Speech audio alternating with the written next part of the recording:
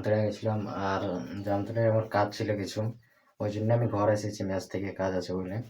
আর ঘরের অবস্থা এইরকম আছে, মানে দেখছি না পুরা হেলা ফেলা, কোনো কিছু ঠিকঠাক নাই। আর মা এখন এসেছে, হাট গেছিল, হাট থেকে এসেছে, আর শনিবার পোড়াহাটি।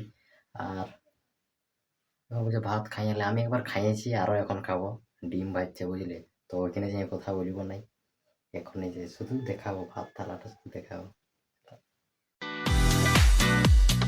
আমি আজকে গাড়ি ধোয়াবো, গাড়িটা অনেক দিন থেকে পড়ে আছে, ম্যাচ থেকে এসে গাড়িতে ধুয়ে নিই। আর এধার ওধার চালানোই হচ্ছে, তো গাড়িতে ধোয়া হয়নি, তো আজকে ধুবো। এখন ড্রেসগুলো এখন চেঞ্জ করে নিয়ে, জামাগুলো এখন বিকেলে হাট যেতে হবে।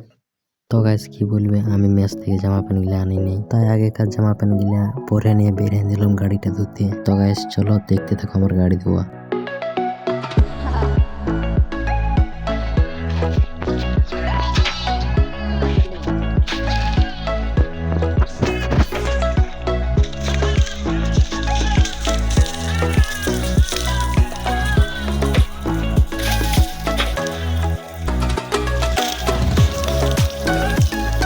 কমপ্লিট গাইস, গাড়ি ধোয়া কমপ্লিট। এখন যাবো গোড়া, ওই জন্য অন্য ড্রেস লাগাই নিয়েছি, এই যে জার্সি পরে নিয়েছি। এখন যাবো গোড়া, একটু বল অনেকদিন শোটাই নেই, আজকে বল শোটাবো বুঝলে। তো চলো, বল আনে নাই আজকে, আজকে ছেলে আসে নাই গোড়ায়, গোড়াকে ছেলে আসে নাই, অনেকক্ষণ এসেছি। আরেকজন ফোন করেছে, বলছে হাট যাবি, তাহলে বলে আজকে হাটেই যাওয়া যাক। বাকিগুলো ওদিকে বসে আছে দেখবে, ওই যে আগুন পোয়াচ্ছে ওইখানে। তো চলো হাট যাওয়া যাক বুঝলে, ঘর দিয়ে যায়নি।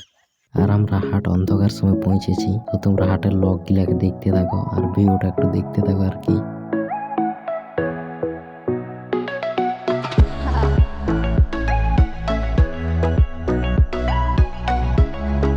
আর হাট করা হয় যাতে পাপড়ির চাটের দোকানে যাই, পাপড়ির চাটটাকে খাইয়ে নিলাম। আর ভিডিওটা এখানে শেষ করছি, ভিডিওটা ভালো লাগলে অবশ্যই একটা ফলো করবে, ইউটিউব থেকে দেখলে একটা সাবস্ক্রাইব। তো চলো টাটা, বাই বাই।